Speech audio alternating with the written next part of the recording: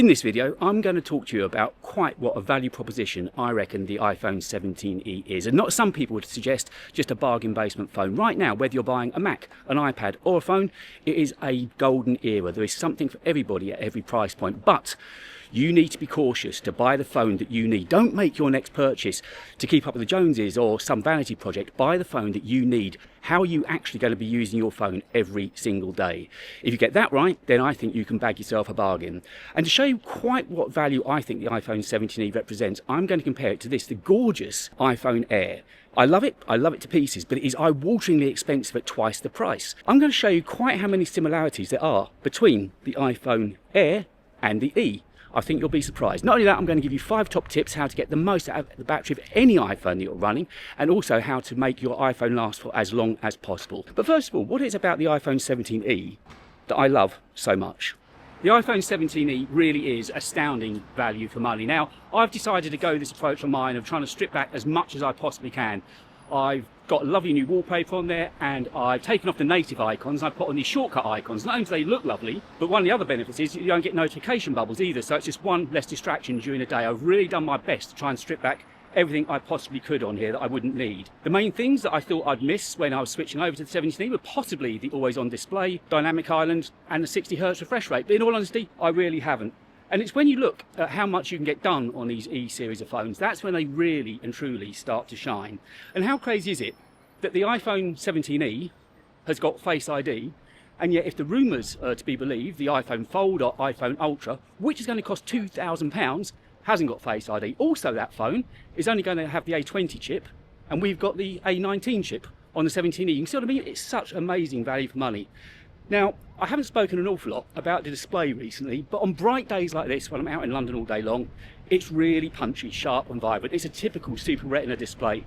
It's a lovely phone to use. It's 800 nits of brightness. The iPhone Air is 1000 nits of brightness, but it's so close that it really doesn't show any difference. I do miss not having the camera control button, but what I've decided to do is use the action button instead to launch the camera, and I've also put the camera icon on the home screen as well. And something else I've not mentioned is the speakers. The stereo speakers on this 17e are really good. They're very present, they've got great mids, they're punchy, they've got some good bass. For a phone so small, I'm surprised how good they honestly are.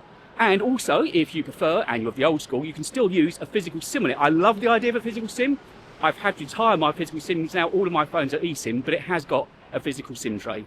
From day one, I absolutely adored the iPhone Air. It's gorgeous to hold, it's gorgeous to touch. For some reason, it didn't sell, and I don't know why, but the Air never became my daily. I don't know why that was. As much as I loved it, it just never became my daily. Both cameras are the 48 megapixel single camera fusion setup, but I'll admit that the Air does have a larger sensor, so that'll help in low light, and it also has the 80 megapixel sensor on the front for the selfie camera as well. Both have got photo styles, although again on the Air, for that extra money, you do get the latest gen of non-destructive photo styles. Both have now got MagSafe. Both have got USB-C 2 ports, so they're not particularly fast at transferring data. The Air does get ProMotion, of course, and it has got the A19 Pro chip. But to be honest with you, how much difference do you honestly find between an A19 chip and the A18 chip? Chips are fast these days. So you can see there are a load of similarities. When I sat down and began working on this video, I was surprised how many similarities there honestly are for a phone that's half the price, which again just makes me point out what great value the 17e is. I can hear the arguments. I can hear people saying, well, why not buy the iPhone 17 rather than the 17e? The main reason is money. The 17 is £200 more expensive, and that's not exactly loose change. And for that £200, well, you're getting better stabilisation, you're getting ProMotion, and you're getting the ultra-wide camera.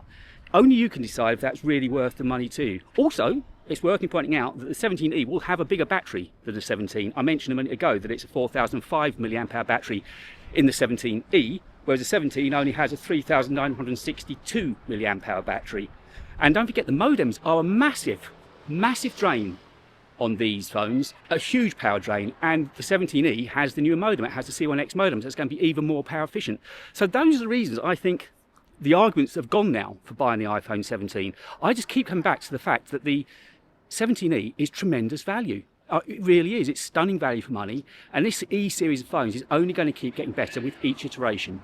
Right back at the start of the video, I told you that I was going to give you my 5 top tips to help you get even more battery life out of your phones. Now, it's not as if the E or the Air have got poor batteries, but sometimes you just want that little bit more, and I think these tips will help. So let's get into those right now. And as this is a little bit more technical, I thought I'd do this in the calmness of the studio rather than out on location in London. We're going to start off with background app refresh, and that does exactly what it says. It refreshes apps in the background whether or not you're aware of it or not, but you can alter that, and what you need to do is go to Settings, General, Background, App Refresh, and untick any apps that you don't think need to be refreshed automatically. Most of these can be turned off.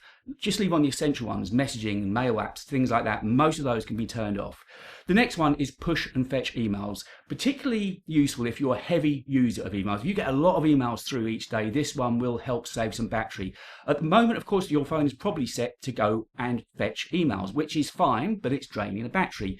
You can control that. To do that, you need to go into Settings, App, Mail, Accounts, and fetch new data. There, you can set your own schedule. You can either set it to manual, where you refresh the screen manually to bring in your mail, or you can set it, say, to every hour, which is a decent middle ground. Next, screen brightness. As you'd imagine, the brightness of your screen has a major impact on the battery life of your iPhone. And you need to have auto brightness turned on. That's so that your phone is only at the brightness it needs to be, given whatever environment you're in. And to alter that, you need to go to Settings and Accessibility, Display and Text Size. And in there, you can turn on auto brightness. And again, you'll find that makes quite a big difference to the life of your battery. The next one doesn't apply to the iPhone E, but it certainly applies to the Air and the Pros and Pro Maxes. And that's the always on display. Again, it's to do with display. And as I said, display brightness has a big impact on the battery life.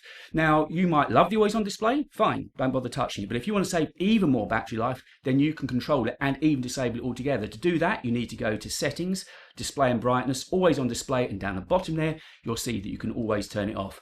And leaving the most obvious one until last, and that is how you charge the battery on your iPhone. Lithium-ion batteries do not like being either 0% a lot of the time or 100% a lot of the time. They like sitting somewhere in the middle ground. So if you're going to keep your phone for a long period of time, say 4, 5 or 6 years, you want to try to preserve the health of your battery as best as you possibly can. And you're in control of that by not letting it charge to 100% all of the time. To alter that, go into Battery, Charging, and then pick a point that you want the charging to stop at. Generally, I go for 90%. And as I say, because these phones now, particularly the E and the Air, haven't got any real issues with battery life, setting it to 90%, I think you'll be safe. So I say, although the batteries are getting better and better and better on our iPhones, these tips will just save that little bit. Even if it's on days when you just want to maximize the amount of battery energy that you've got left on your phone, these tips will help just to squeeze the very most out of your phone. As far as I'm concerned, if you're going to make compromises, go all the way. If you want the best of the best, fine, go for the Pro and Pro Max. But I kind of think the 17's redundant now. Yes, I know you've got the ultra-wide camera and a slightly better connectivity, but then again, on the 17E, you've got a larger battery and the C1X modem. As I said earlier, we've got an awesome choice of phones now. It's down to you to be honest with yourself what you really need from your phone. I've been using the 17E yet again in London all day today. It's got hours ahead of me. I'm at an event now for Honor phones. It's got hours to go and I don't have any battery anxiety with it whatsoever, and it's done everything I need of my phone at a rock bottom price at £600, and I've been able to use it in town without feeling self-conscious or feeling as if it's going to be a real target to be mugged or be taken off of me. The more I think about it, I've been a fool for too long just being a slave, doing exactly what I said at the beginning of the video. I was buying for vanity rather than looking at what I need a phone for. Finally, I've broken free of that. I've got a setup that I'm really happy with. I love the home screen. I love the layout. I love the icons that I've got now. It's just taking some time to realise what I needed and having the guts to follow my own convictions. I'd love to know though, what are your choices? What do you use your phone for? Has this video just made you sit back and think, actually, I could probably get away with a little bit less without much of a compromise? Let me know. I'd be really interested, and I hope this video has inspired you to take a long, close look at why you're buying the phone that you're buying. A couple of weeks ago, I made a video about why I was changing from the Pro Max over to the 17E, and it's even more relevant now, and that's the video I've left on screen for you to watch.